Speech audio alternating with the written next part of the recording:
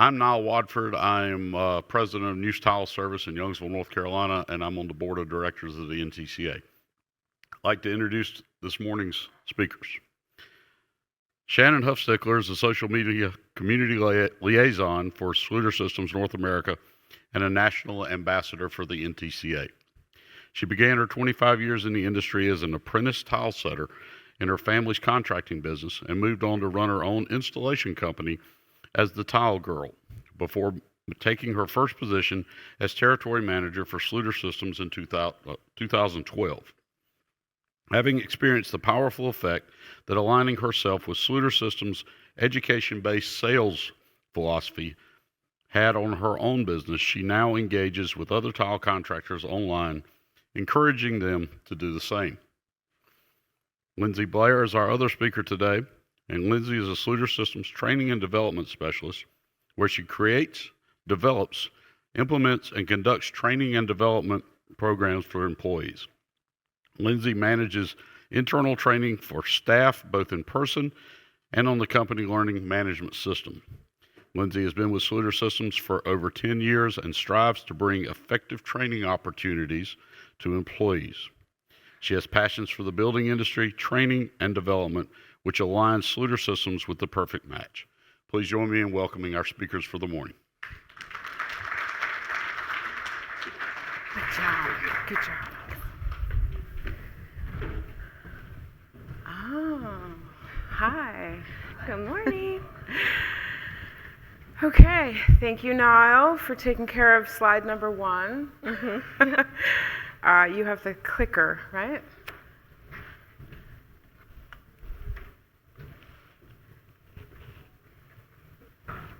We are on us talking about each other. Yep. This one is, how do you go back on this one? There you go. There we are. So we just wanted to spend a minute kind of explaining how we ended up on the stage here. I found out that wellness was one of the themes of coverings this year. I think that one of the others is exterior applications, which we did not want to talk about. But wellness is something that it's an important topic for me in my own personal life as I try to balance, work and life and all the things. I've been pretty vocal online. For those of you that are, on Facebook, I kind of put it all out there. I do that pretty intentionally because I want people to know that whatever your personal struggles are, you're not alone with them. So when I found out wellness was one of the themes, I thought, oh, we got to do something. I got to do something. That's my jam. That's my thing. But I didn't want to be up here alone. And so I thought, who at Schluter Systems would be a good partner? And I thought immediately of Lindsay because she did a presentation not long ago. We were in a sales meeting where she did a presentation, a portion of which you're going to hear today. And I was really impressed with how connected she was to the material that she was presenting, how passionate she was about wellness, both from a personal perspective, because we've known each other for a long time now. We've shared some personal stuff. We're aware of each other's struggles. And I just knew she would be a perfect partner. She also has expertise that I don't have, having worked with wellness experts and doing these presentations, like I said, a piece of which you're going to see today. So she was the perfect partner. I'm excited to be here with her. And of course, when Shannon called, I was very excited about the topic, something I resonate personally with, but also professionally. With the company we work for, giving employees the opportunity to focus on these things is something that I'm passionate about. So to share that with anyone extra is just a bonus. So I'm elated to be here. Okay, so wellness is a pretty big topic. We talked for a while about what aspect of that, do we want to go with the general approach, wellness in general? Most people, when you think of wellness, you think probably about your physical health, right? People think about, like, if you're, how are you doing? It's, are you feeling well, right? So it's about your physical being, maybe something about your mental health, right? Because you're like happy, sad, that relates to wellness pretty directly. Most people are familiar with that. But when you get into really detailing what it means, there are actually more aspects to be considered. So some of those are listed here and here. So I'll look at this one, it's closer. your spiritual life, your financial life, your emotional life, which is different from mental, actually. Relationships, which would be with your partner, your family, your friends, all your relationships with your coworkers as well. And then your career and your work life. And I think we started off wanting to talk about like work-life balance. And what we realized is when you say work-life balance, it's like two things, right? Like there's work and there's your life. And as we just listed, there are a lot of aspects of your life that have to be balanced with work, right? So it's not just work and life. The life side is pretty heavy. There's a lot there to be fleshed out. So we're going to talk about them in general and then get specific in some examples later on. So if you guys were to look at this image of this individual, what are some of the feelings you think he's going through right now? I want you to actually, yell these out. What like in a word, like what do you think this guy is feeling? Stressed.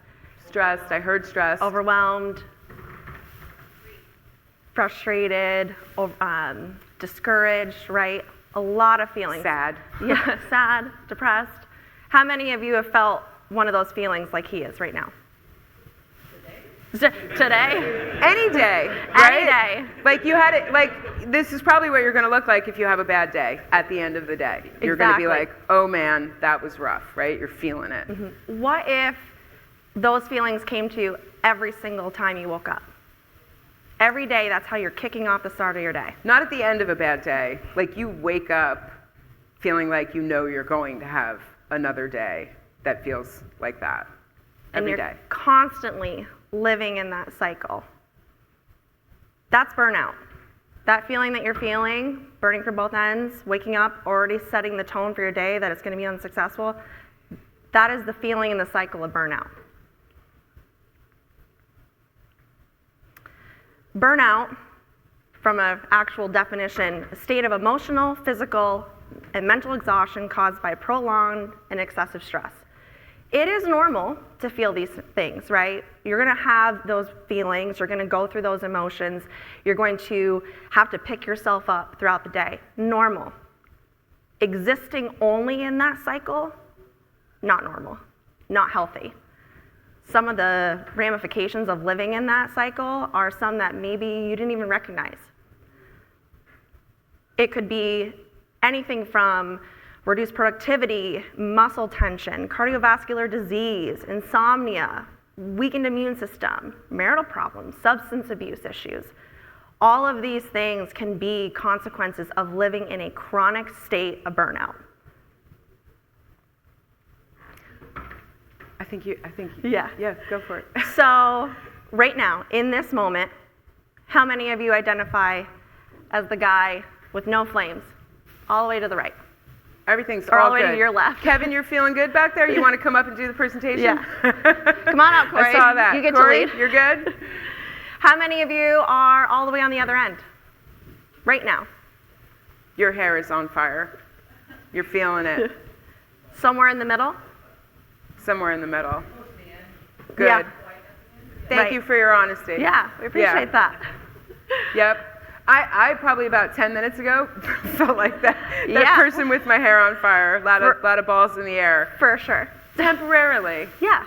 Right. But most of us fall somewhere in the middle, and we move back and forth, right? Where you don't want to end up is at the far end of the spectrum and staying there. Mm-hmm. That gets dangerous. I think that this was was this me? Is it my turn? It can be if you want it to be. I think we've all tried to do things to get ourselves out of that mess, right? You feel like your hair is on fire and you think like, oh, I know what I need to do.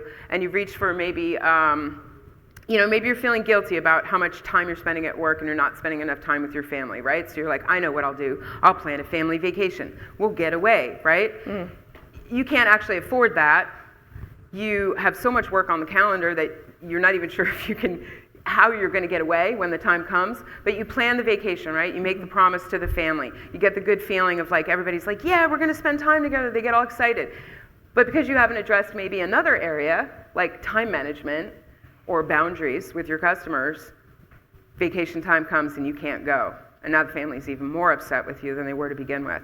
That's not a solution. You're just transferring the problem someplace else. It's a quick fix. It's a Band-Aid, right? Maybe you want to go work out. Like, I know what I need. I need a gym membership, right? Maybe you can't really afford that either. Even if you have the money, do you have the time? When are you going to go to the gym? Maybe you can figure out how to carve that time out, but it's not going to be easy. And are you being realistic about that, right? Because now you've spent money on a gym membership. Now you feel guilty because you haven't gone, and you're out the cash. Again, it's not a permanent, sustainable solution. It's a quick fix. It's a quick grab, right? Because you feel desperate. Something has to change, and you'll just grab it. Like anything that looks like a solution, but you're just taking a shot in the dark, right? So you're like this guy in the slide who's got a blindfold on. He's nowhere near hitting the mark. He doesn't even have a chance at hitting the mark, right? He's just taking a wild shot, and it's not working out. But what if he took the blindfold off? What if he took the blindfold off? Would he have a better chance of hitting the mark? So part of what we're going to present is the first thing you need to do is really look at things. You have to sit down and look at it. And part of what you need to do when you do that is be honest, right? And that's hard. We found this quote from Stephen Covey. You know, anybody that's ever read 7 Habits of Highly Effective People, anybody read that? I have that audiobook on, like, while I'm cleaning house, while I'm cooking. It's just playing in the background. I'm hoping it's seeping in. It's a good book. Smart guy. He says self-awareness involves deep personal honesty, and it comes from asking and answering hard questions. So you have to be willing to do that, right? And that's the thing, that's the hard part that we're skipping when we go for the quick fix, right? The fad diet, the New Year's resolution that we don't actually stick to, right? You get to tell all your friends you made it. You don't go around telling them all you broke it, right? So it's the instant reward of feeling like you're doing something, but not much follow through and not much of a plan. So Lindsay, this is the piece that I referred to before. This is Lindsay's thing here. You all have a handout in front of you, and she's going to describe to you the process of sitting down and taking a look. It's only for a few minutes, right? We don't have all day to sit here and give it maybe due process, like the amount of time. But for a couple of minutes, she's going to guide you through how it feels to sit down and take that honest look at things. So all of you should have a handout. If you don't, raise your hand.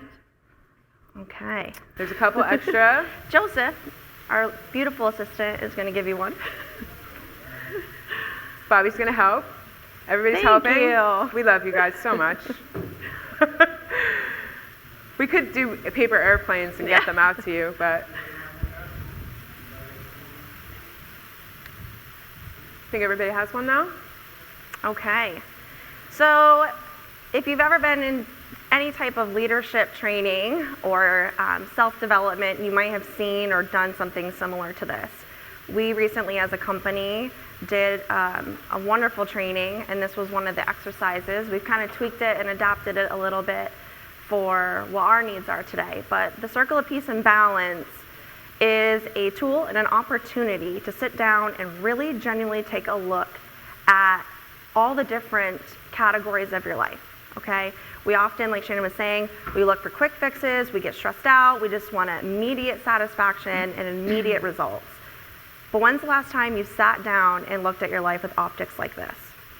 So with that handout, I want you to take a few minutes, look down at those different category names and titles, okay? We've got physical, financial, emotional, spiritual. You see them on your paper, right? I want you to score yourself. Circle the number you're feeling at in this moment in those categories. 1 being you have not put any effort in towards this. There's no energy, time, effort, emotion being invested into that category of your life, okay? All the work needs to be done. 10, you should be leading a seminar on that category. So be honest. You might be surprised by some of the things you say about yourself when you're, diagnosing these different categories of your life. Score yourself, and when you're done scoring, I want you to connect the dots. So go ahead and take a couple minutes and make that. And this isn't like we're not grading you. No. No one's judging you. I'm not looking at it. This is for, I mean, maybe your neighbor is looking at it, whatever, right? But it's also, this is, the honesty piece is important, right? If you're cheating on this test, you're only cheating yourself. And this isn't about the person that you would like to think you are. Yeah. This is the person that you are. Are you the person, do you get up and go to the gym every day? Do you take care of your body in every way? Are you making your doctor's appointments, Then you're creeping toward 10 in the physical category, If you're blowing that off on a regular basis and you know that you are, score yourself lower.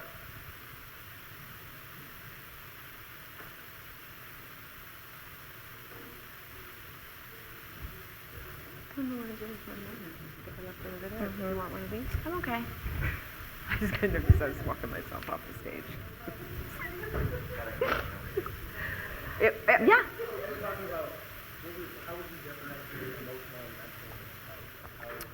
That's a good question. So, emotional may be the things that fill you up, the things that make you feel good. Are you taking care of you? Are you filling your cup back up? Mental, engaging in hobbies. Yeah, right? Yeah, doing things that are fulfilling you and your internal needs and wants, right? Versus mental, which it's more, are you experiencing anxiety, depression, PTSD? Are you taking care of those things? Are you taking care of the intellectual side of your life? Are you feeding your brain and doing all the things that you need to do to keep developing and increasing the mental portion of you? Does that help? Okay.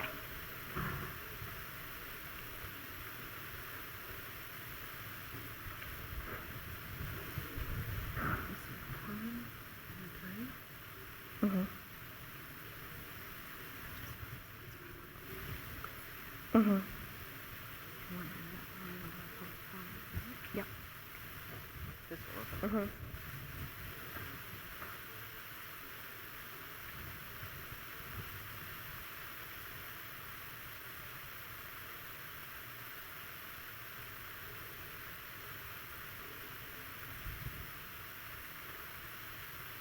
We see all of our Schluter people are like, I'm done. That's because they did it before. Don't feel rushed by them. They just did this exercise recently.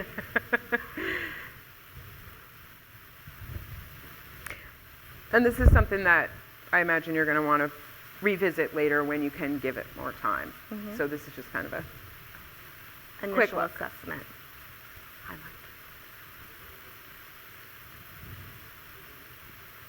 All right. I'm seeing almost all the heads are looking up. Anybody need more time? All right. So some of your shapes may have been a little bit different than you anticipated. How many of you were surprised at the areas that ended up being the lowest scores? Me personally, when I did it, I didn't anticipate my lowest score to be spirituality. I grew up in a very spiritually driven home my whole life. That shocked me because where I am right now, I'm not dipping into that. I'm not feeding that area of my life. How many were surprised about their strengths, the areas that they're succeeding the most in? Right? What is the point of this? What is this even doing for us? This is a map of the areas that you need to focus on, the areas that you're doing good in. This isn't all about the things that you're doing poorly at. This is also an applause for the areas that you are investing energy in the right places. But this gives us an idea and a roadmap of where do we really need to invest our energy to live a balanced life. It's about balance, right? We don't want to be all the way out of 9 and 1 and 1 on the other. We need to have a balance, some sort of middle ground here where you live a whole and authentic life, okay? So this is setting us up to know where we need to go. It's the big picture, really, right? It's instead of over-focusing on one aspect, you're getting a big picture so that you can make it more balanced. And I think that when we look at it, like Lindsay said, not, I have a tendency to focus on the negative, right? I'm the kid who was like, straight A student, if I got a B, it was all I saw. Never thought about the A's, right? Just focus on that one thing. Looking at my face, it's like, you know, this is good, that, whatever, and I'm focused on like the one thing I don't like, right? And I think that when we look at the circle, I know for me, I'm zeroed in on where the work is, right? I'm like, failing, focus on that, and then the other stuff goes out the window. That's not balance, right? So we don't want to hyper focus on the areas that need work and then forget the others, like I talked about before. And I think that it can be overwhelming, right? Especially if, you know, maybe you have, you know, kind of a tight little circle there. You got some low numbers, and don't be freaked out by that. We all have work to do. I know I have done a lot of work on myself. I am not where I once was when it comes to my, you know, all the different aspects. But I'm not done. I'm not graduated from any of that. And you can also, it's a little bit like chutes and ladders. You can kind of move around, right? Maybe you're doing really well for a period of time, and then something else pops up and you fall off, right? Because you start to over-focus on the thing that's concerning you during that time period. And, you know, so we move back and forth with all this, and that's okay and that's normal. As long as you're paying attention to it, you have a shot at it. And I think that rather than going for that desperate quick fix and looking at it more long-term, what you may not realize is that you actually already have a lot of the skills that you need to be able to move toward improvement. You may not know any yoga poses, you know? That doesn't mean that you're never going to have a shot at getting good at meditation. You may not have a, you know, you may not be strong, right? Doesn't mean you can't get strong if that's what you choose to focus on. But I think that what we wanted to do, the original concept with this presentation, was to let you know that you already have a lot of the skills. You have tools that you've been carrying around using for other purposes, and we're going to try to walk you through taking some of the skills that you already have and just using them in a different area of your life now. Hopefully that would be comforting to you, right? So that when you look at the circle and you see how out of balance things are, you're not like, oh my God, I see the problem, I feel the problem, but I don't know what to do about it. Maybe you do. Maybe it's just a change in perspective. So we put together a list that kind of is how you would approach a tile job, right? We were assuming, I don't think we're all tile contractors in here, although I know many of you are. But if you're approaching a project, right, there's a certain course of action that you take when you approach that project that you are all very familiar with. You could probably do it in your sleep. So you have those skills. You know how to walk that walk. So we're going to show you how to transfer that process to a different area of your life, just as something you may want to consider or try that could be helpful to get you moving in the right direction. So here's the list. This is what it looks like. Generally, not everybody flows through this in the same way or spends the same amount of time on each of them, but you want to assess the existing conditions, develop an expectation or what the vision is that you're going to try to create on the project. You have to commit to it at some point. You need a plan before you begin. You need to acquire materials. Then you actually do it. You do the install. And then you may have some maintenance afterward, right? You have your punch lists and whatnot. So that's kind of the general list that you're already really familiar with. So we're going to go into the first step of assessing the existing conditions. This would be when you show up on the job, right? You get people that call you up and want a price over the phone. You can't be given accurate price over the phone. We've all tried to do it and failed. You need to look at it. You need to show up on the job, lay your eyes on it, and look at the existing conditions to even be able to assess things properly, right? Maybe you're going to take some measurements. You're going to take some notes about those measurements. And then you're going to look around and say, okay, you know, maybe this is possible, that not so much. You're not going to be able to have the Taj Mahal, right? And you kind of look at what's there so that you know what your starting place is. On the U project side, Lindsay's going to talk about that. So taking the same kind of theory and steps and process, we're going to transition from the tile job and we're going to focus on the job today, which is you. You're the job at hand. So I'm going to evaluate the current situation. Every single person that just did that, exercise just did an evaluation of where they're at right now. That work's done. Step one. You took some notes, whether they're mentally or physically on your paper. You are recognizing some of the challenges when you're looking at those areas. Maybe one of those categories you scored low on and immediately started running through your head, well, I would have fixed that already, but I have X, Y, and Z that I'm dealing with constantly. You're recognizing those challenges. But you need to bring an open mind. You need to bring that honesty. Coming back to what we said earlier, if you're not honest about the current situation and what you have at hand, the results you are going to get in the end aren't going to be as authentic as you hoped.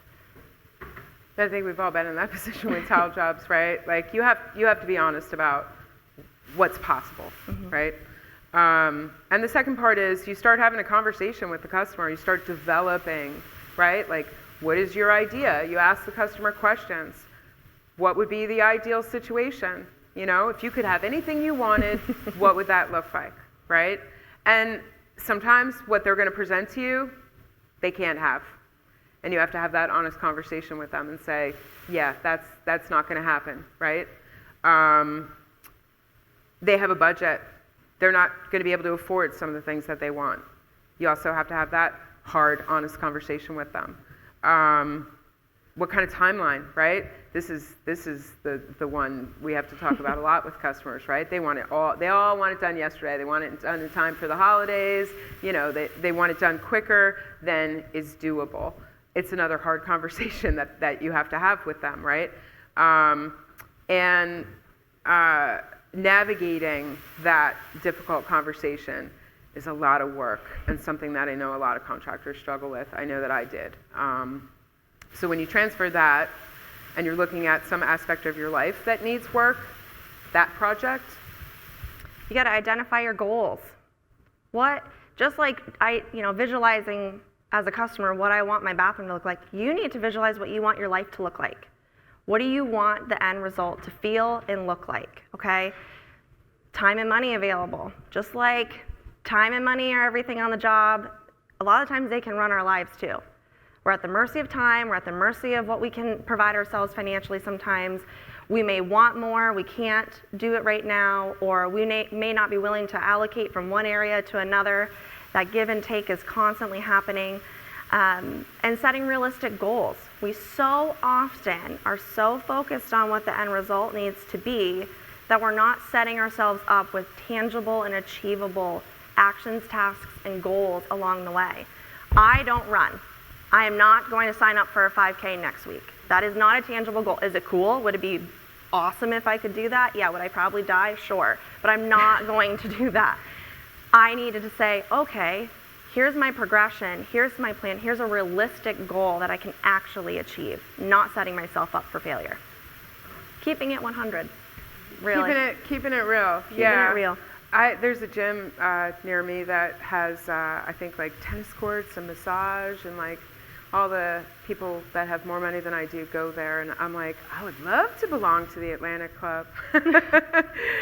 You know what? That was not a realistic goal, right? Because I could probably conjure the money, but I'm probably not going to go there, and I'd be uncomfortable anyway because they're probably not my people.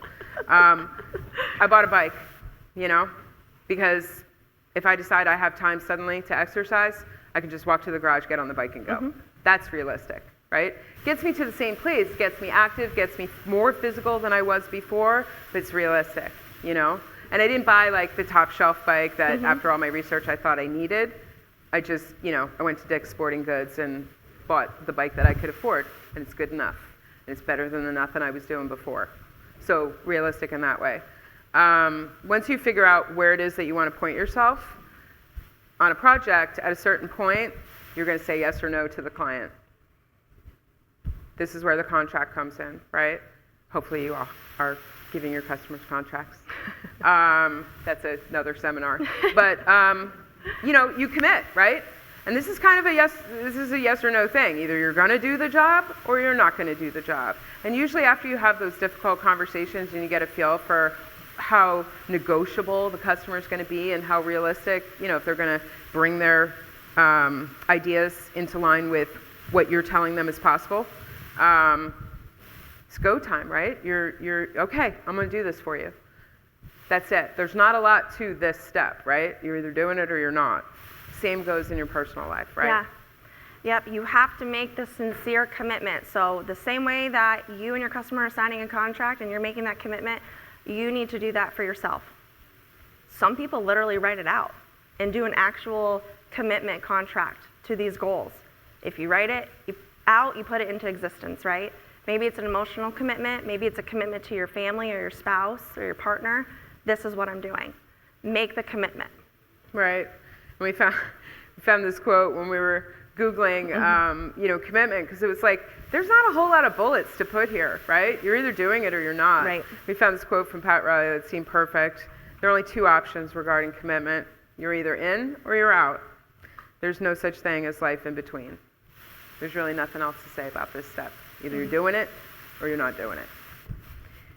And then we come to the plan, right? So now you told the customer, yep, I'm going to do the job. You got to figure out how you're going to do it, right? It may be that there are aspects of the job that you don't have the skills to do that are going to get subcontracted out. So that's something you have to consider, right? Is this beyond the scope of what I'm capable of? Is it reasonable for me to think I'm going to do the plumbing, the electric, the framing, all the things? Or do I need to farm that out to someone else to get it done within the budget and the timeline and et cetera, right? So we're all familiar with having to kind of figure this stuff out in advance. You need to know what the order of things are going to be. Where am I going to start? What needs to be done first? Layers, building on each other till you get to the finish. So, structurally on through the finish, like I said. So you're also going to look at what tools you have, right? Maybe there's something that needs to be done and you don't have the tool to do that. You have to make decisions about, am I going to call in a subcontractor? Am I going to borrow something? Am I going to rent a tool? Am I going to buy a new tool? All these decisions that have to get made that become part of the plan about how you're going to do what you just in the last step said you would do. How are you going to do it? So that's your plan. I'm telling you things you know at this point, right? Because you've all had to do this. Some of you do it on paper, right? I'm a big one for doing things on paper because I like to see, I have to get it out of my head, otherwise it feels overwhelming. So I will sit down and move the parts and pieces around until there's a good flow and I know it's going to work. I'm using my previous experience to kind of inform that. And when it comes to switching and transferring that process or that however you do it to your life, it's pretty similar. Very similar. You're going to decide if you need support from other people. So just like maybe you need to sub somebody in, maybe there's work that you need to visit that requires a medical professional, a counselor. Maybe you need a physical trainer because you need the direction, because you know that you need to have that level of accountability and commitment. Again, you're going to take inventory of the tools and resources you already have. Maybe there's areas of your life that you've adapted and applied resources that are working really well. Who's to say those can't transfer into some of those other life categories? Identifying the starting point. Do not look at this exercise and say, I'm going to work on all of it starting tomorrow.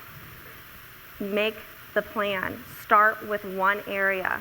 If you spread yourself too thin, you're going to give a 50%, if that, effort where you could be giving 100% to one, gain control, get traction in that category of life, and then start navigating to the other ones.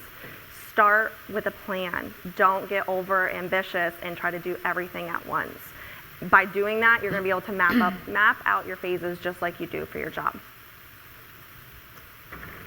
And then the next thing you do once you make a plan is you actually have to go out and acquire the materials, right?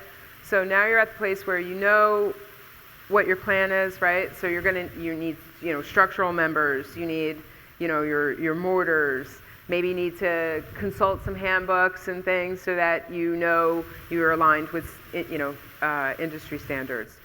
There's homework to be done, but then there's a time when, you get out your wallet, you put your money where your mouth is, and you actually purchase the things you need to get, through the job. On the tile job side of things, this is hopefully elementary. You're going out and you're buying all your Schluter stuff. I had to throw that in there. Little plug for the company. But you get the gist, right? This is the actual acquisition of the goods needed to get the work done. Personal side of things, maybe that's sourcing your accountability partner. Some of these things cost money. Some of these things you may already have. Not every job requires you to start from scratch, right? So it might be that I'm finding a therapist. Maybe I'm wanting to indulge in a spiritual advisor. Maybe it's making those medical appointments that I've been putting off because I don't want to know what's going on. Sometimes avoiding it is easier than knowing what's going on, but you can't do the work unless you know what you need to work on, right? Maybe it's a gym membership. Maybe it's buying the bike and having it at home because that's what's going to work for you because you're the job today, right? So going through all these different things, it's actually gathering and committing to those things and sticking with it. So making the appointments, going to the appointment, or making the appointments, buying the things that you need to buy, acquiring the tools, and all the resources you need to execute the plan that you just created. And then we come to installation time, right? So now you know what you're doing. You know that what you're doing is what the customer wants you to do. You know how you're going to go about doing it. You have the tools. You have the help lined up. Mm-hmm. And that's it, right? It's go time. It's time to actually execute. So you show up when you said you were going to. Mm-hmm. You bring all the tools and all the people with you, all your resources. You follow the plan that you laid out, right? When you do all the previous steps, this step, the actual installation, is easy, right? When you show up for a job and you're not really sure how you're going to get it done, and maybe you have some of the materials, but you're hoping you're going to get the other ones in time, and all the stress that's attached to that. If you do the previous steps, they all build on each other. When you get to the installation, you're just showing up and doing what you said you would do. You stick to your schedule. Sometimes unexpected things happen, so you have to be a little bit flexible, right? Maybe during demo, you open up the wall and you're like, oh shoot, didn't know I needed to do all that additional framing because everything behind the wall that I couldn't see through before is rotten. Mm-hmm. You have to be somewhat flexible with your plan because unexpected stuff happens. But for the most part, you're just executing what you had already laid out. Same goes for when you're applying this to your personal life. You just got to get started. So sometimes this is the hardest thing to do when it comes to things for us and to apply to our lives, is actually just doing it, just getting started. Use the tools. You already did all the work and the research. You know what you need. You've already acquired it. Now it's time to use them. Do your best work. Genuinely, sincerely, your best work. You don't want to walk away from a job knowing that you halfwayed it. You don't want to leave that behind. Rapport, reputation, all those things are so crucial to you guys, right? Have that same respect for yourself. Trust yourself. You've done the work. You've set yourself up. It's game time. Trust that you're doing it the right way. Don't doubt yourself. And be flexible to adjustments. Just like on the job, things turn up, unexpected things happen. Maybe what you initially planned is not the best tool for you. Maybe we need to do a little tweaking. That's okay. It's the wrong therapist. Yeah, It's the wrong gym. They're not open at the right hours. Yeah, all those things are so trivial at this point. You've done the work, you know when you need them. It's just tweaking it a little bit. Don't get hung up on those. When it comes to the tile job, a lot of times when you get your check and you get in the truck when you're done, right? You never see that bathroom again. Sometimes you wish that you won't. But I think, there are times where there's service to be done, right? You have things like caulks or, discolored grout that ages funny over time. Maybe you get that phone call a couple years later and you have to go back and say, okay, I wonder why this looks the way it did. I didn't expect that. Mm-hmm. Let's find a solution. There's maintenance, involved. But for the most part, when you're thinking of construction and tile jobs, when you're done, you're done, Not so much the case when you're talking about you, right? As long as you're upright and breathing, you're still you. It's different. There's regular checkups. So literal checkups. We have our annual visits. You got your eye exams, your dental exams, all the things that a lot of the times we don't make time for because we're busy. I can't tell you, I've got a feeling that's been a year I've been postponing this appointment because I'm not making it a priority. It should be. These are my teeth, right? Regular checkups, following up and doing the work afterwards. Periodically looking at what you guys looked at today. Am I as balanced as I need to be? Do I need to reevaluate? Okay, I achieved the first goal. I worked on my spirituality. That's good, right? I feel good about it. Let's move on to the other category. I'm checking in and I'm assessing myself. Requesting feedback.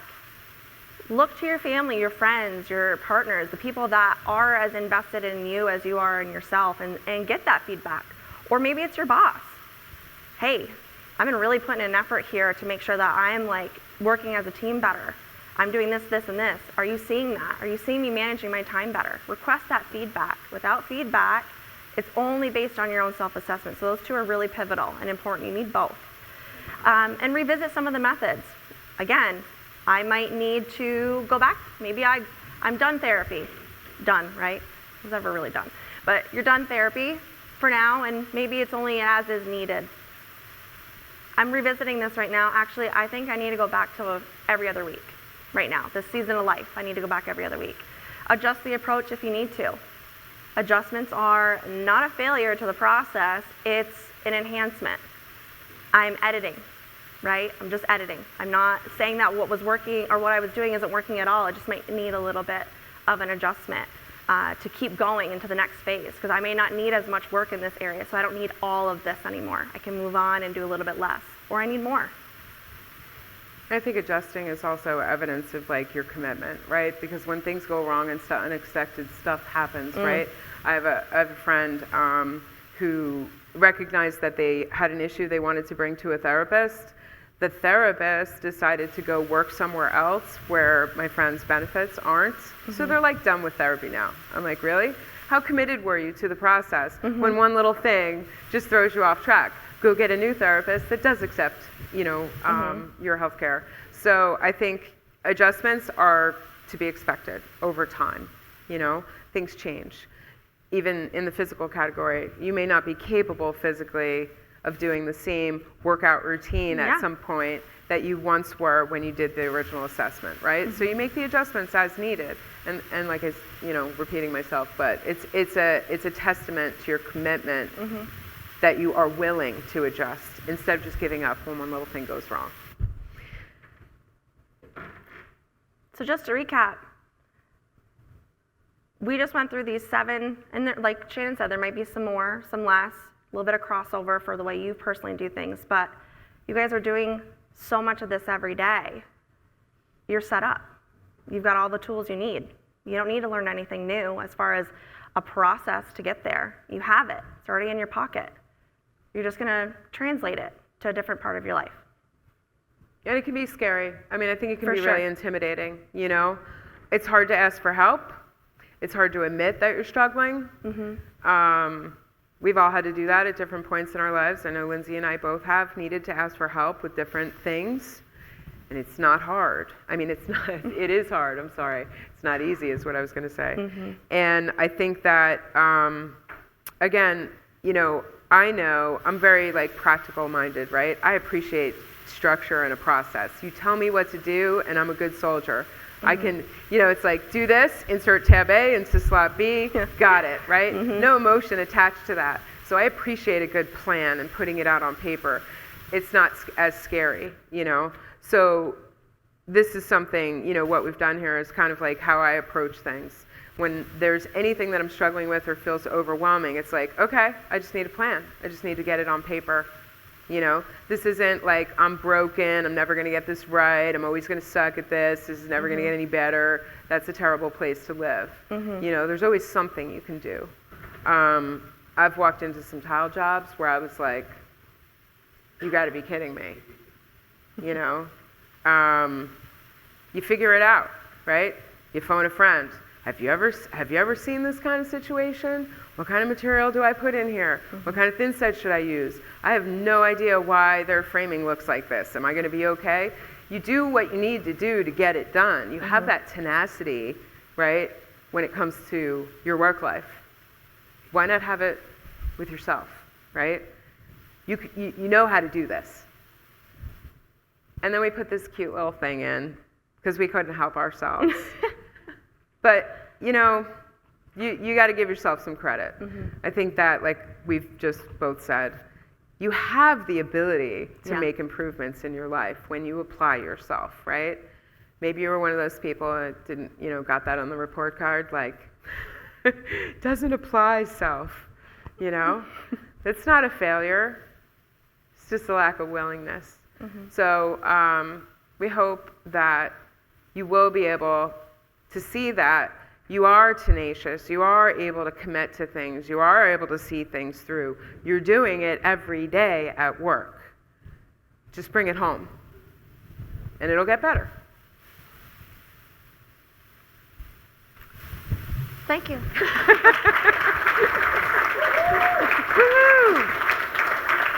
I think we're supposed to, or I guess we could maybe take questions. I don't know. We're not exactly like experts, but does anybody have any questions?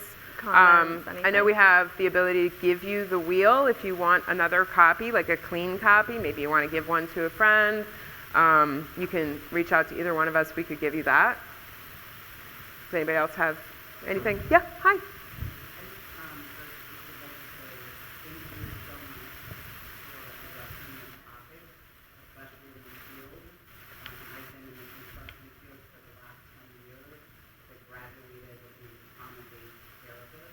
Huh.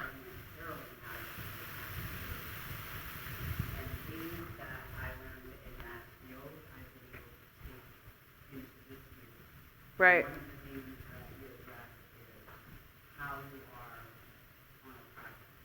And one of the things, first thing that I ever noticed while being on infrastructure and commercial tile installation was chaos.